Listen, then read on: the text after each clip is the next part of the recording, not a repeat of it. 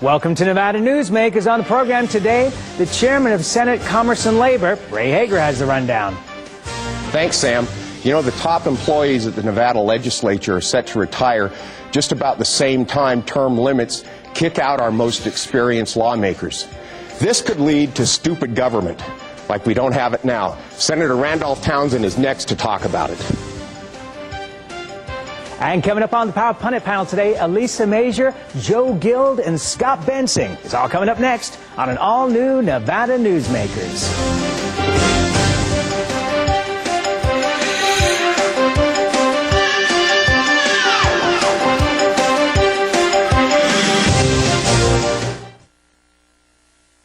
Nevada Newsmakers, brought to you in part by the Taharino Industrial Center, the world's largest industrial park, the resort at Red Hawk, and the Peppermill family of casinos.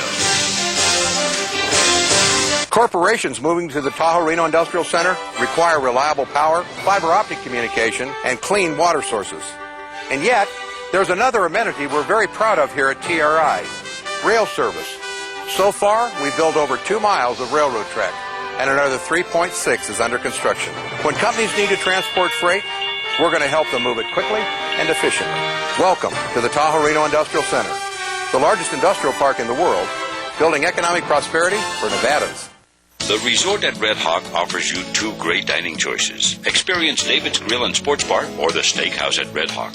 The Steakhouse has received the Wine Spectator Award of Excellence based on a diverse selection of fine wines. To accompany the wines, the Steakhouse serves certified Angus beef steaks in a variety of cuts, fresh fish, chicken, and pasta dishes. For fun and casual dining, come to David's Grill and Sports Bar. David's is open 7 days a week, serving breakfast, lunch, and dinner. The resort at Red Hawk. Always the right choice. As an employer, did you know you can be held liable for negligent hiring? A background screening by Employer Links can uncover criminal records, like alcohol and drug convictions. It can verify the applicant's education, driving records, and professional licenses. Employer Links can check civil records, registered sex offender records, and Social Security fraud. Hiring the right person shouldn't be a gamble. Call Employer Links. Employer Links, protecting your investment. My family started this business 27 years ago. We work hard to serve our customers and our community. But it's getting harder and harder to keep the doors open. For example, our workers' comp is going through the roof. Isn't anyone on my side anymore? The Retail Association of Nevada is. If you're a small business owner, we can cut your workers' comp by up to 50%, lobby for your interests, and keep you informed. Put us to work today.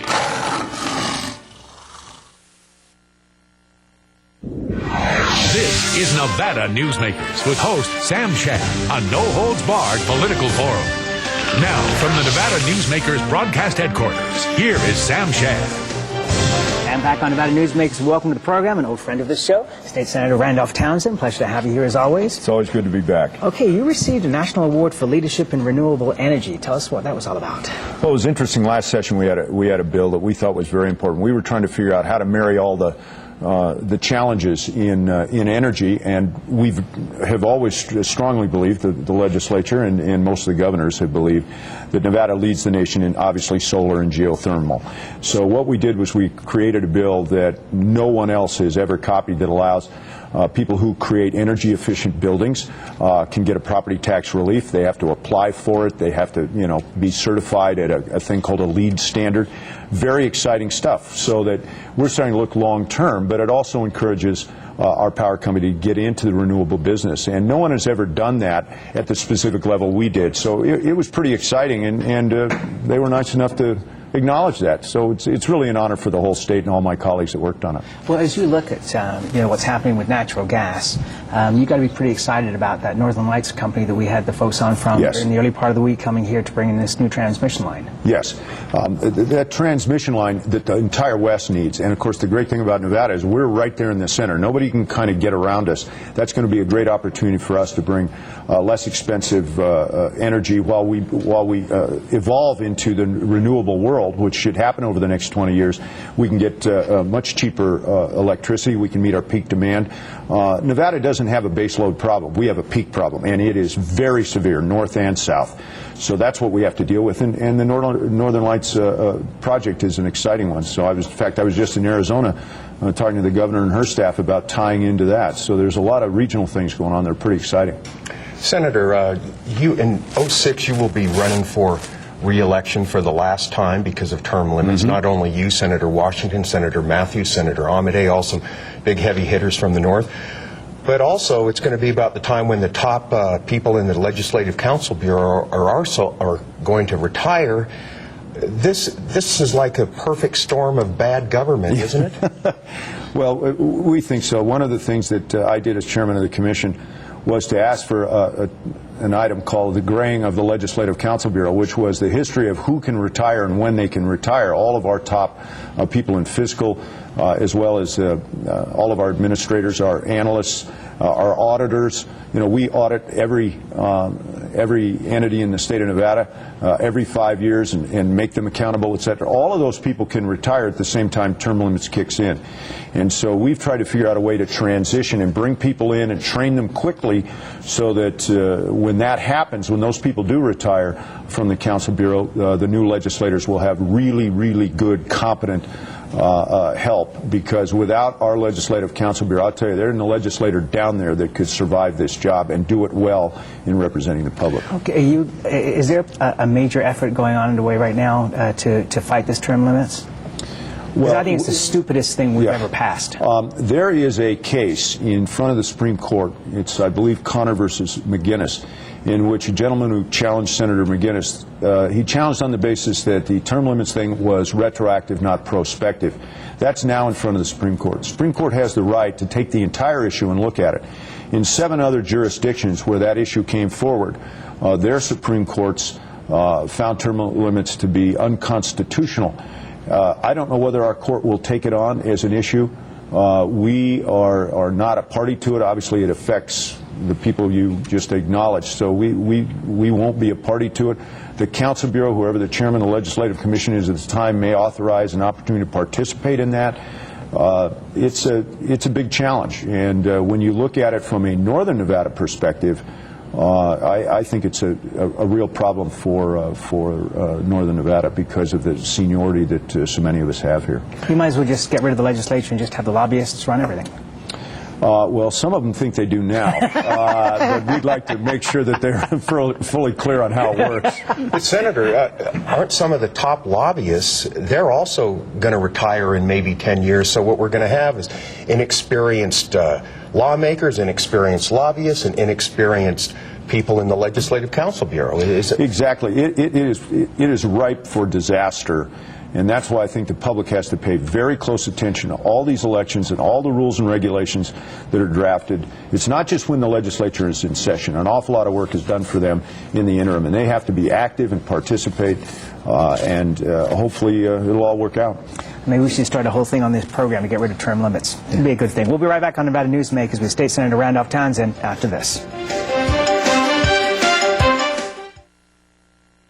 For a videotape copy of any Nevada Newsmakers program, call 775-857-2244. The tapes are $20 each, including shipping. For more than a decade, the Southern Nevada Water Authority has been helping the community embrace conservation as a way of life. That includes replacing more than 50 million square feet of grass with water-smart landscaping. During the worst drought on record, watering restrictions and tough landscaping codes have reduced the community's water use by billions of gallons, even as thousands of new residents were moving into Nevada. That's smart water management, and that's our promise to Nevada. So, who do you use for workers' comp? Pro Group Management. Ah, I've heard some good things about them. Oh, you bet. Employee background checks, safety training, claim seminars. Oh, and here's the great part. If you have an issue, they work for you, not against you. Sounds perfect. And expensive. Well, that's the best part. They saved me 30%. I've heard they've saved others 50%. Works for me. Pro Group Management. Finally, workers' comp that works for you.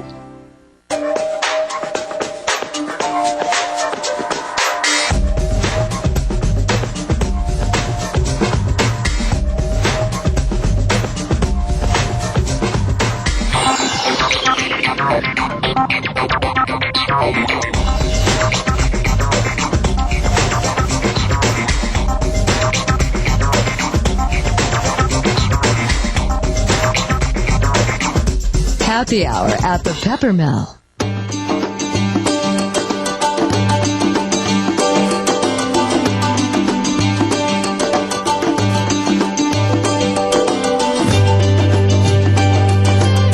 Thanks to an ongoing commitment by America's mining companies, more than 2 million acres already have been reclaimed. To learn more about reclamation or other aspects of mining, visit nma.org, the National Mining Association. And now, back to Nevada Newsmakers with Sam Shad. And we're continuing our discussion with State Senator Randolph Townsend. You're on the President's Commission on the Mentally Ill, and as part of that role, you spoke in Phoenix recently about things that they're doing in the downtown for the homeless and the mentally ill. Would you address that for a moment? It's very exciting. What the original the purpose of the President's Commission was. It had been 25 years since another president, President Carter, had put this into place. President Bush wanted us to go down into the, where the rubber meets the road, where people who needed services actually are looking for them. Who is providing them? How is it done? Let's look at the efficiency, etc. And the wonderful things that are being done in northern Nevada that have happened have gone to a large scale in Arizona. And because their capital is also their largest city, largest county, etc., they were able to put a public-private partnership together and create a human resource campus, the likes of which I've never seen. It was absolutely overwhelming. And so we were there to congratulate them, wish them well. And that's the kind of thing we hope to see in urban centers. We'd like to see it in Las Vegas. I think that the mayor and the county commission chair should get on a plane and go down there and see this, and it will help them develop their own plans. We don't want to make it cookie cutter. It's got to be for each community. But the fact that they can come in and they can get medical treatment, and they can get food, and they can get housing, and they can get transition, and they can get meds, and they can get all the things they need and jobs is phenomenal. And they have done it well. And the high-tech nature of it was shocking. I was very impressed. Are there things that you're already working on for Nevada in this way? Yeah, we have tried to leave it to more of a local entity, like the two communities that we have, the two urban communities. But of course, the state plays a major role in those. What we are trying to encourage them to do is to find their own way. But there are certain things you got to have. You've got to have all these services in one place. Otherwise, people with mental illness are just going to find their own way. They're going to get mental health services somewhere, and it's likely to be the jail. We've already faced that in the north. We don't want to have that anymore. We want to have these people get legitimate services. And Clark County's a kind of a separate kind of thing. They're much bigger. Their turfs are much more, I believe, entrenched. When you look at the PET project up here, how well that went with public and private partnerships, that went very easily. They've still got 3 or 4 fights going on just to deal with animal services down there, let alone with people with mental illness. So it's a little bit bigger challenge in the South. Senator, as the chair of the Commerce and Labor's Committee, you will be faced with, when you go back to this session, a red-hot economy that is taking in a lot of tax money. Do you feel that the legislature needs to roll back some of these taxes that were part of the $836 million package? We are collecting at a rate that is just overwhelming. And we just sent out those checks to the public for $300 million. We are likely to have even a greater amount in this coming year based on the projections that I've followed this month by month. And it's obvious that we're over-collecting. We need to define one-shot money. There's 2 different phases of one-shot money. There's one-shot money that you only spend once and you move existing programs into for a new building. Then there's one-shot money to build a building where you're going to create more programs that are built into the base budget. I think the public needs to understand those because those are 2 separate items. There's a number of other things that we can do to help them better understand what it takes to operate state and local government. I think the over-collection is going to run headlong. I'm talking about a locomotive crash into another locomotive, with the problems in Clark County and what they're facing, and the fact that they collect a lot more money than the state does, have a larger ending fund balance than the state does, and they're facing this issue with the law enforcement tax, and whether it was for more cops or raises and all. I think you're getting ready for a very, very exciting and tumultuous time. Okay, let me follow up. So what do you want to roll back? Because the excess is in sales tax and gaming taxes, correct? Would you roll back those taxes, or would you roll back the bank tax, for example, the business tax? I don't want to be political and say, well, we'll look at them all and we'll do all of that. I think the one thing that we need to do is we do need to look at the payroll tax and that has to be analyzed on the following basis. We put it in as a gross payroll tax. Perhaps it should be capped. That debate went on. It didn't go on for very long. Maybe that should be looked at in that way. Industry-specific tax, like the banks that has to be looked at. If there's a way to roll back some of the sales tax that might increase revenue, I think we all understand it, starting with John F. Kennedy. If you cut taxes, revenues increase. I think we have to look at that. And I think some of the components of the increase in gaming have to be looked at. They all have to be looked at and ratcheted back. We're collecting too much money. It belongs to the public, and I would think that most of my colleagues would agree. We don't need to collect it and then turn around and send it back to them in a check. That doesn't make any sense. We just don't need to collect it in the first place. Can I just clarify? Yeah. So you would be in favor of rolling back some of the gaming tax? I think we ought to roll back any tax that we increased. And it may be just in the payroll area. You've got to remember, they pay the payroll tax as well. So if we roll back payroll, that will include all gaming. And so that, you just have to be fair. I don't think we were fair last time. I think there was such an angry mob of who we're going to get and why we're going to get it. And it doesn't matter what the budget is, and we're going to collect. There was just a lack of respect in the legislature. There was an intensity about opposition from all the parties that we could never get a step back to say, what's reasonable, what do we need, and what's good tax policy. I think it was very difficult. I spent 2 years appearing in front of the Tax Commission, the Gaming Commission, on what the taxes meant. 2 years. That was twice a week I went in front of somebody to clear that up. That's a bad way to do tax policy, and I think we ought to spend a lot more time over the next 12 months looking at that. Well, what about, we have such a problem with our infrastructure, our roads in Las Vegas and Reno and rural Nevada, flood control problems. Mm-hmm. Why don't we take that extra cash from the taxes and fix our roads? Well, number one, you have to remember the roads are a separate funding source. They're different from what the money is we collected in the general fund. So we tried to make that an issue in the last session. We tried to say, let's take that $300 million, we've got it, and let's plug some hole, whether it's in Medicaid or whether it's in the Public Employees Retirement Fund, or beg the public for forgiveness and take that general fund money and put it into the highway fund. We weren't successful in doing that. What we have to do is get the public to understand there are road issues that need to be dealt with. There are other infrastructure. I'll tell you, it's $750 million, the last number I heard for Reno's flood control program. We don't have a dime for that. So I think that's one that's going to be challenged, challenge all of us. We're not going to be out of work, let's just put it that way. We're going to be challenged. I think we're going to go from an 18 to a 19-hour day. Let me ask you one last quick question. Who are you supporting for governor? Who am I supporting for governor? Me, but I'm not in the race, so it's a little tough. I like Sam's all this, running. Sam, you're running, then you're my guy. Can I get Don Imus to endorse you, and then I'll be on his team with you? Me and Kinky Friedman, then. Yeah. Who are you supporting for governor? I've been a supporter of Jim Gibbons from the beginning. I think they're all qualified. I'll work with all of them. I have good friends. I think I still have good friends in all of them that are in the race, and who knows if somebody else gets in. But Gibbons is the one you're supporting? I have from the beginning. We'll be right back on Nevada Newsmakers after this.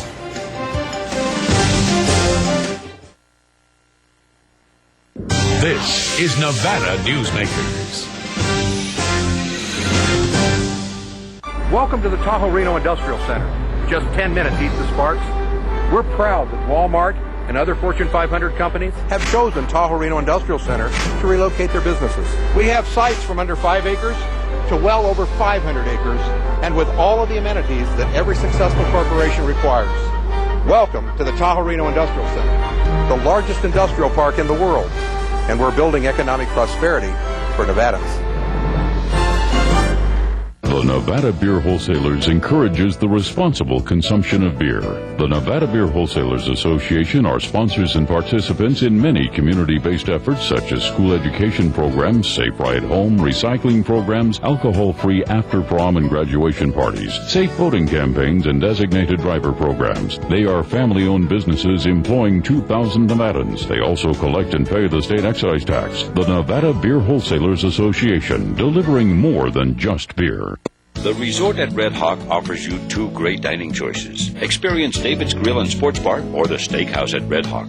The Steakhouse has received the Wine Spectator Award of Excellence based on a diverse selection of fine wines. To accompany the wines, the Steakhouse serves certified Angus beef steaks in a variety of cuts, fresh fish, chicken, and pasta dishes. For fun and casual dining, come to David's Grill and Sports Bar. David's is open 7 days a week, serving breakfast, lunch, and dinner. The Resort at Red Hawk. Always the right choice. And now, back to Nevada Newsmakers with Sam Shad. And our Power Pundit panel today, Joe Guild is with us. We also have Elisa Major and Scott Bensing, who's Chief of Staff to Senator John Ensign. Welcome to all of you. So did we break a little news here this morning with Senator Townsend's pronouncements about rolling back taxes? Yeah, I think, well, it's no secret that the budget is producing a lot of, all these new taxes are producing a lot of revenue, and we saw it in this last legislative session. It was a fight over the big pot of money, and so the people who want to fight over that pot of money are probably going to oppose Senator Townsend's idea of rolling back the taxes, but as a taxpayer, I kind of like the idea. Any other thoughts? I think that they were under such pressure in the last two sessions to get some solutions done that certainly wouldn't hurt to go back and say, okay, what needs to be refined? I would certainly get the sense that Senator Ensign would very much approve of what Senator Townsend. Well, we've got our own sets of challenges at the federal level, but normally cutting taxes is good, yes. But address Ray's point, which is that we also have lots of problems in the Silver State that need money to resolve them. How do you balance that out? Well, we certainly do, and we've got, at least from the federal level, we need to show some fiscal restraint, and very proud to say that Senator Ensign has been a leader in that area. But the very second you start to talk about fiscal restraint, everybody thinks their program is going to be cut. I believe all of us could look through any number of these federal programs and find 5 or 10% of spending that doesn't need to happen. Efficiencies through technology or otherwise that can be worked into the system, and unless you take a stand and say we're going to consider everything and bring more folks to the table, you're never going to get there. And I think that's certainly we have increased demands, transportation being one of them.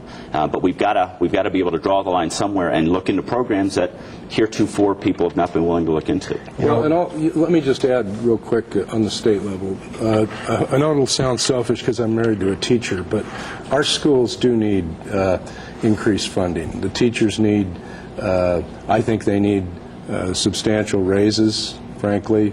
There's resource issues that need to be funded. The schools themselves, in my wife's case, they have the natural gas source leaks every once in a while. They have to evacuate the whole school. The roof leaks. So we need to pay some attention to follow on Ray's point to some of these needs. So roll back, but let's fund some significant needs too. You know, we've all probably had frustrations getting here in the morning with the freeway tie-ups. They're worse in Las Vegas. We still rank 48th, 49th in per pupil spending, not overall public school spending, but per pupil spending, we're at the bottom. Why don't we address some of these issues with this extra money? Well, I think that, you know, like Scott said, there needs to be a balance along with this, and that you have to look at what you can cut as well as, you know, things that you need to finance. I think once you get down closer to where, you know, you're at the baseline, then you can look toward what you want to spend on, just like everybody does in their own personal budgets. I think if the payroll tax were rolled back to a fair level, I think that a lot of the complaints may go away. Would you agree, Elisa? I don't know what, I'm not sure about that, but I do think that one of the big challenges for our state is with a 120-day legislative session, it's real hard for them to actually, you know, talk to everyone, involve them in the decisions, and come up with the best solution sometimes. Okay, you know, inside I'm screaming right now because we can't take more than 120 days. I mean, we really can't. We would There's a lot of news out there after 120 days in our session. Oh, man, I'm telling you. I want to wish the Marine Corps happy birthday today. Mr. Bellew, thank you for that suggestion. Scott brought that up as well.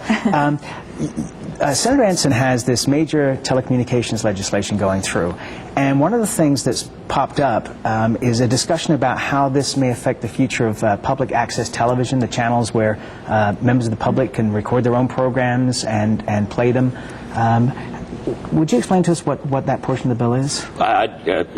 Basically, and it will be the largest rewrite of telecommunication laws since the 96 Act. And what we've looked at is, federally, we've got to be very careful that what we do regulatory it does not impede progress and impede new technologies. So what the Senator's done is put together a bill that is largely deregulatory in nature to allow things like a voice-over internet protocol where you use your computer to talk to folks. Things of that nature are popping up all the time, and as governments, local, state, or federal, we can't get our arms around those things, so our options are to, one, try to regulate, or two, kind of tear down those walls and let people compete in the marketplace. For things like public access television, there's been a lot of talk about if the regulation's not there, we won't have space for these things.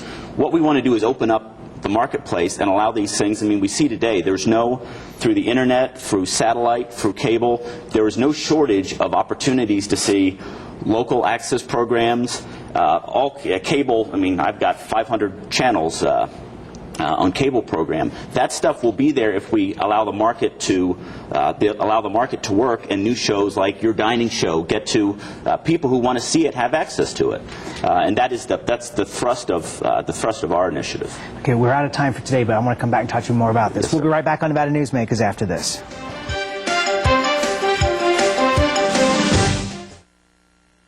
Nevada Newsmakers, brought to you in part by the Taharino Industrial Center, the world's largest industrial park, the resort at Red Hawk, and the Peppermill family of casinos. South Reno's hotspot for food, fun, and friends is the Tamarack Junction. Play over 480 of the hottest slots and video poker games. Enjoy hot times and sizzling food specials at Sully's Sports Bar, Grill, and Nightclub. Watch your favorite game on one of our jumbo high-definition plasma TVs. Enjoy great food 24 hours a day in the Dining Car Restaurant. Or sample the best hot and cold sandwiches in the Whistle Stop Deli. The Tamarack Junction is your junction for fun. South Virginia and Amati Ranch Parkway. Yeah. I tell you, John, this industry has really changed. Tell me about it. You seem to do pretty well last year. What's your secret? No secrets. Although I'll tell you something. The smartest thing I did was sign up with Pro Group Management. Really? Yeah, they do workers' comp, right? Yeah, their services are great. And get this, they saved me 30%. I've heard they saved others 50%. That works for me. Pro Group Management. Finally, workers' comp that works for you. Reno's best dining values are all at one casino, the Peppermill. You can enjoy great savings on our popular specials. Peppermill's coffee shop offers daily lunch specials, low-carb dining, and all your favorite comfort foods. You'll find sensational lunch specials featuring Reno's freshest seafood, sushi, pasta, and more at Oceano. And early bird specials at Reno's Premier Steakhouse and Romanza Ristorante Italiano. The best values are at the Peppermill. Where are you dining? You can watch Nevada Newsmakers 24 hours a day on NevadaNewsmakers.com. Next week, Sam, we have gubernatorial candidate Dina Titus, y'all. We have Carolyn Goodman, the wife of Oscar Goodman, and Reno's John Sandy. See you then.